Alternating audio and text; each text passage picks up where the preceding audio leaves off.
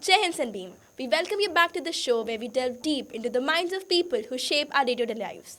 This is the voice of Sunbeam, and I am your host Samriddhi, and I welcome you back to the show.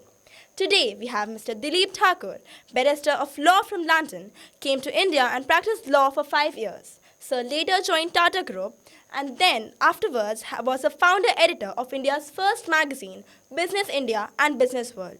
Sir is a renowned figure in Indian education, best known as publisher and editor of Education World. Sir has been a vocal advocate for education system and education reforms in India. Sir has performed in panel discussions and debates on education related topics, sharing his expertise and insights with educators. Jai Hind, sir.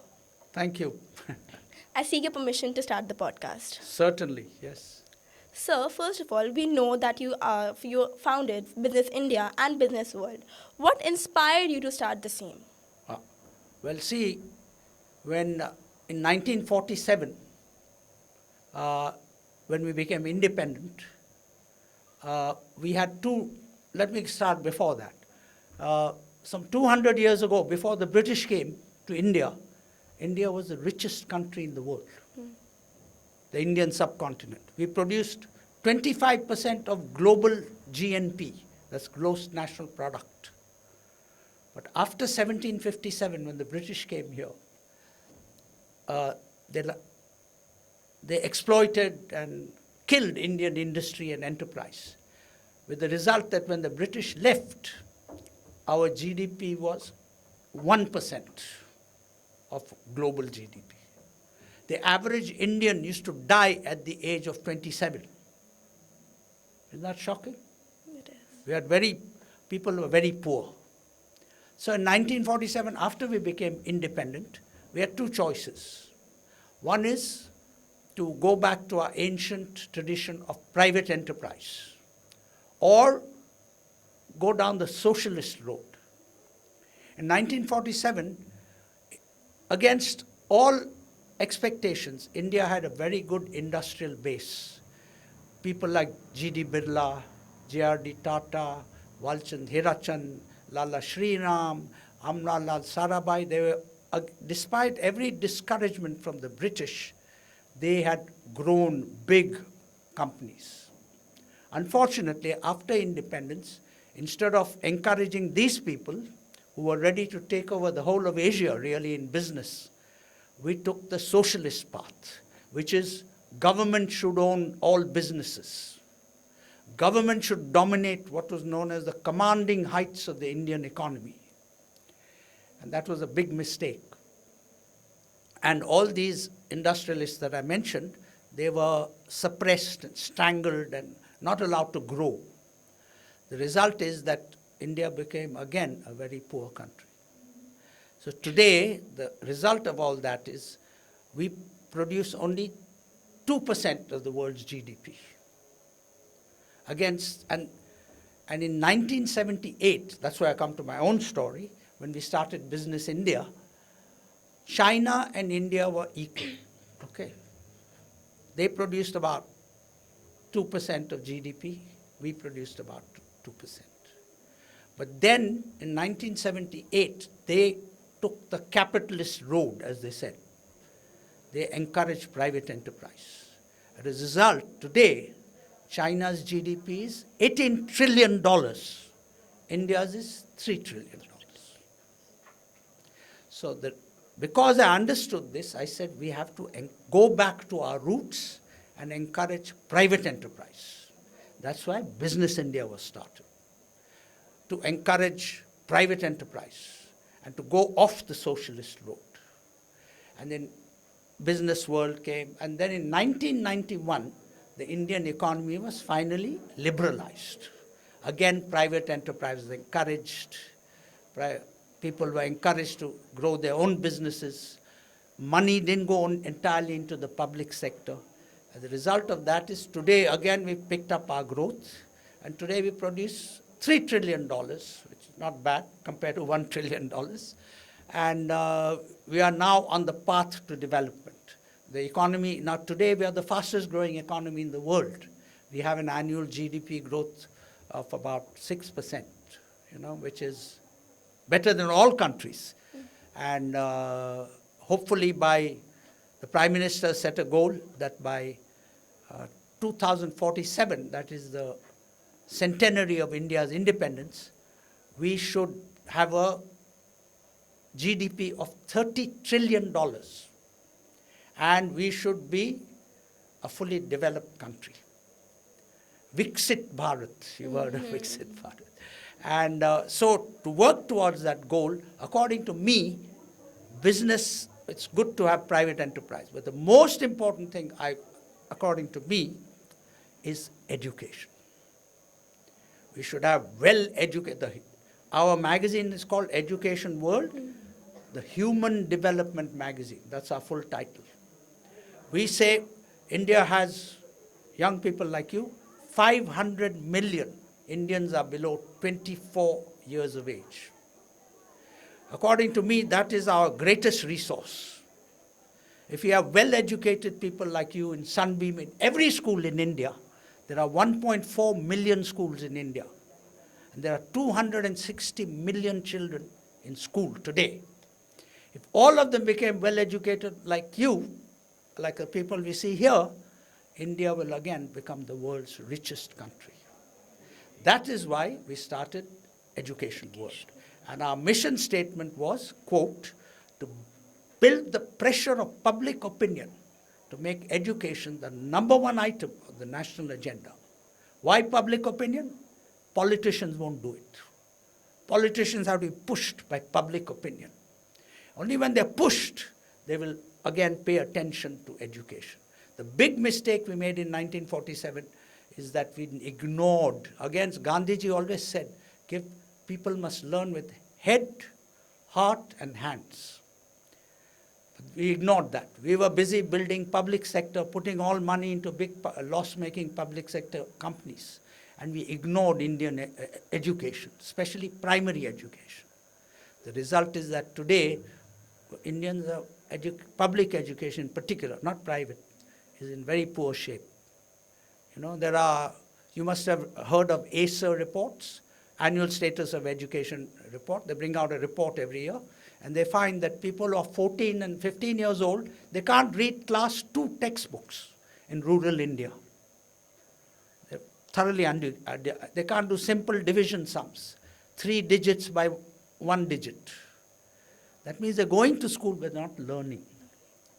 So that is the mission of Education World, to wake up everybody and to make education the #1 item on the national agenda. We're not very successful because one of the things you said, you must spend 6% of GDP on education.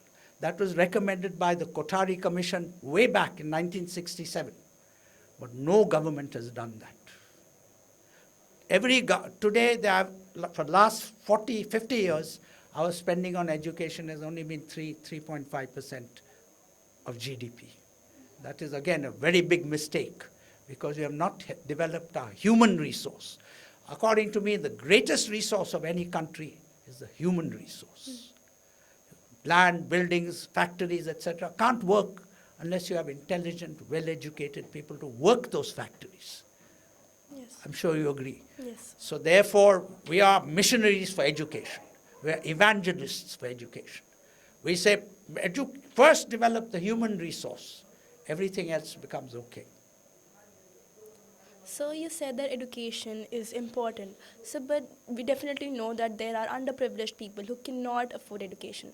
So what would your ideas be on how they can be educated and be a part of the human resource that is necessary for the GDP of the country? Yes. Well, first thing I said, you must spend 6% of, that means government of India plus all the state governments, the total spending on education must be 6% of GDP. First step. Second step is that you have to improve learning standards in public schools, that is government schools.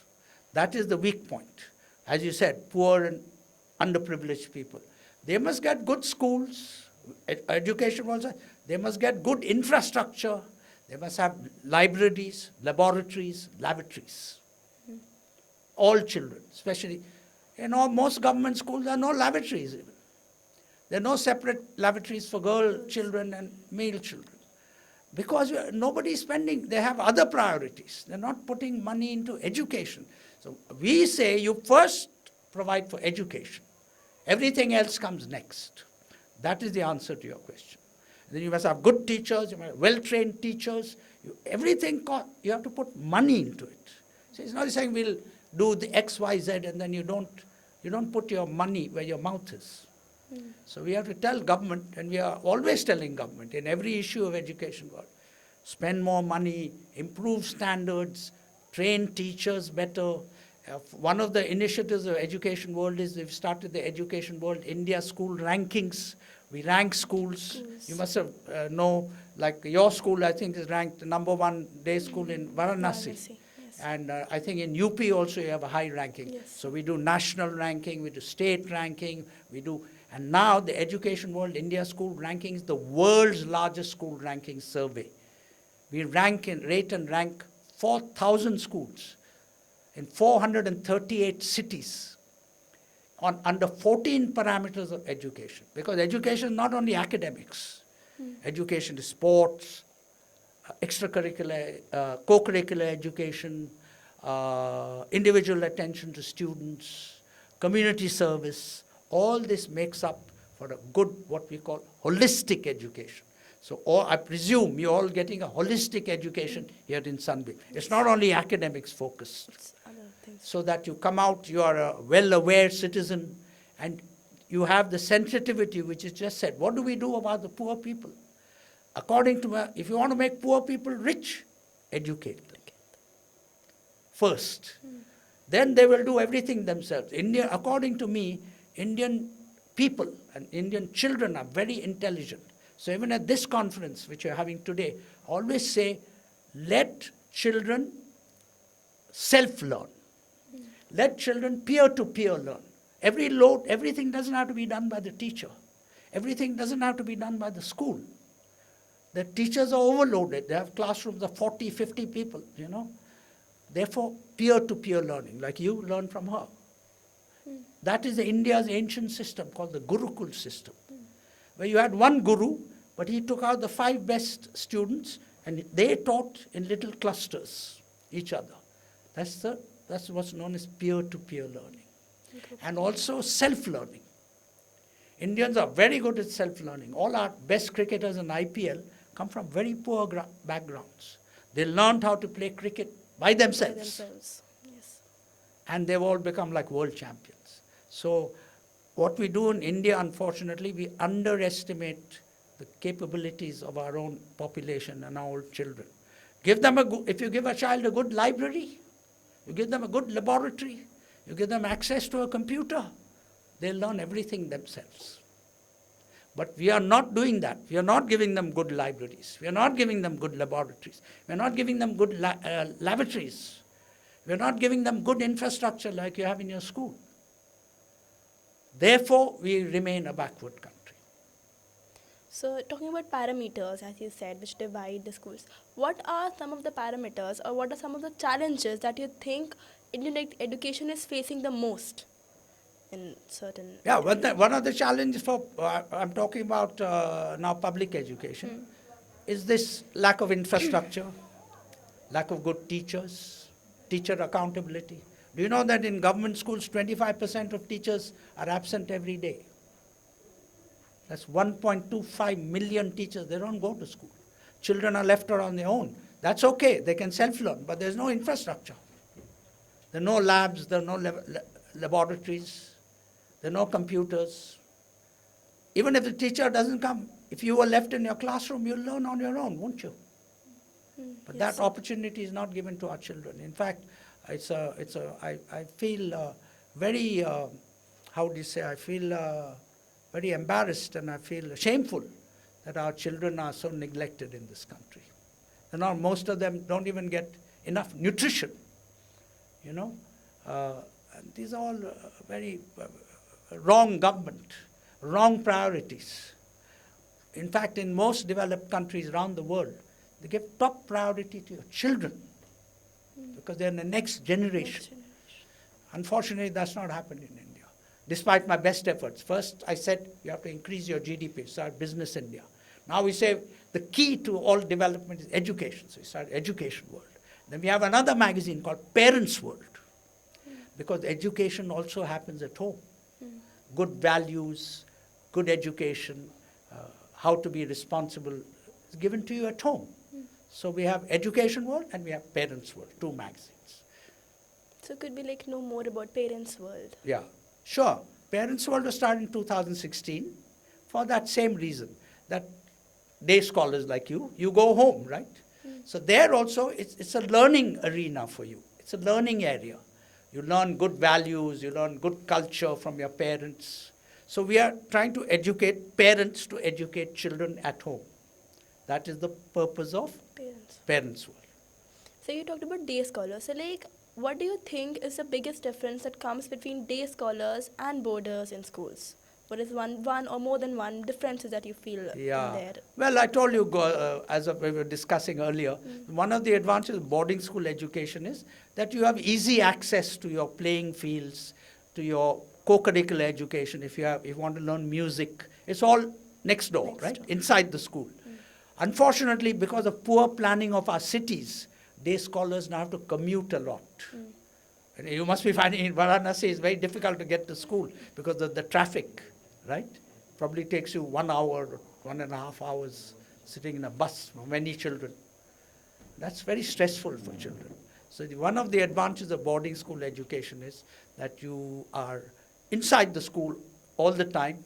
You get good care, you get good nutrition, etc. in a boarding school. And you don't have to, most important, you don't have to commute long distances to get to school. Sir, talking about boarding schools, what do you think, what is the most major thing that boarding schools help to foster in students, like independence or more other than that? Yes, independence. I went to boarding school myself, and then I went to study in London. There are no servants or anything in London, you know. You have to do everything yourself. Yes, you have to sir. cook, you have to clean, you have to clean your room, you have to do everything yourself. You have to plan everything yourself. And one of the very good things about education abroad is that they don't teach people who are, they don't treat people who are 18, over 18, they don't treat you as children. You're no longer a child. They treat you as an adult. If you do anything wrong, you're punished by the law, not by your school. So that was one very good thing I learned in England, that you grow up fast. You learn to be independent, like you rightly said. And in boarding school, that also starts. But in Indian boarding school, you have a lot of help. You have helpers and so on. So I think that's one of the advantages. Independence, as you rightly stated, is one of the things that teaches you. You're not mollycoddled. A lot of middle-class children in India are overindulged, mollycoddled at home. So that's one of the things we teach in Parents World. Don't overindulge your children. You know, don't mollycoddle them. Let them grow up. Give them space. So they learn independence and resilience. So later on, suddenly, if they're sent abroad, then they're all at sea. They can't make many of them can't make a cup of tea also. You know, so that's not a very good thing. So moving to a few rapid-fire questions. Yes. Tea or coffee? Coffee. Your favorite book? Oh my goodness. Well, I don't read fiction. I read only non-fiction. So I read read a lot of history. I know everything about, I've read almost every book on China, World War II, Russia. So I've studied the systems, you know, and on America, private enterprise. Why did I become a private enterprise man? Because I studied a lot of history, and I understood that thousands of years ago, we used to have the world's best bankers, the Jagat Seths, as they were called. They are the people who funded, unfortunately, the East India Company and others. Yes. But they were very good bankers. We had very good industrialists. We had a good shipbuilding industry. 200, 300 years ago, we had iron and steel industry. Indians are best tradespeople, you know, buying, selling, encouraging. We were we had very high agricultural output. All that went away when the British came, you know. And they, in fact, in this area itself, they stopped people from growing wheat and rice and all to start growing opium for export to China. You know about that.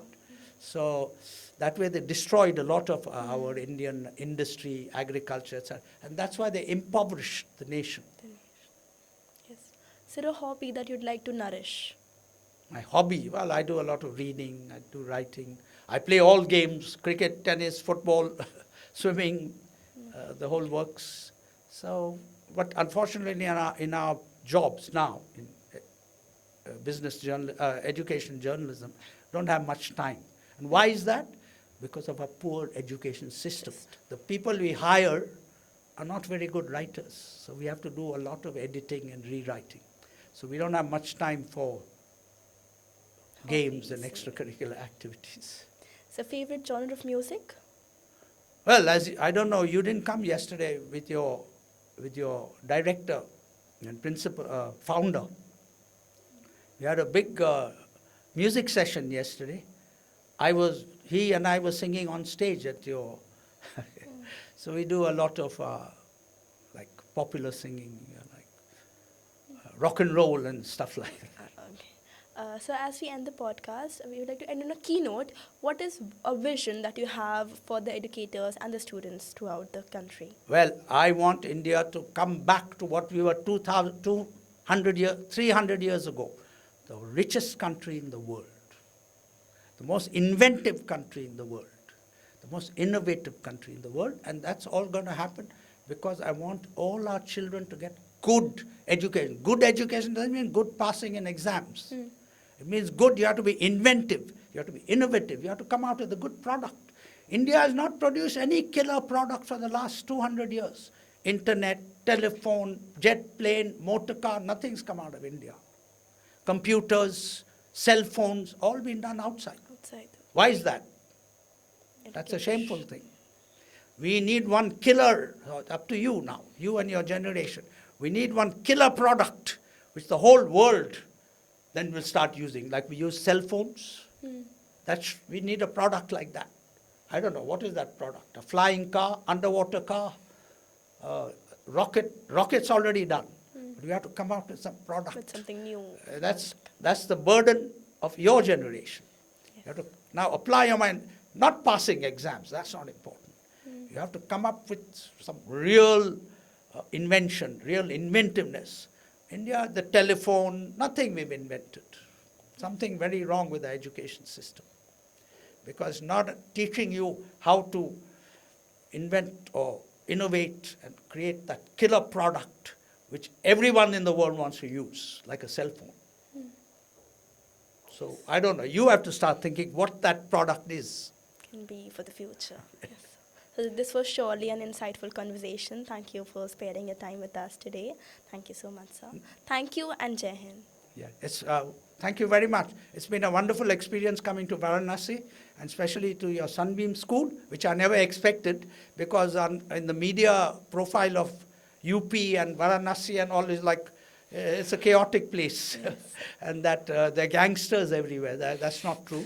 So I'm very pleased to come here and see such a well-run school. Well, not so well-run city, but a very holy city. Inspiration is spiritually deep roots. And we've come here and it's been a good spiritual and learning experience for me also. Thank you.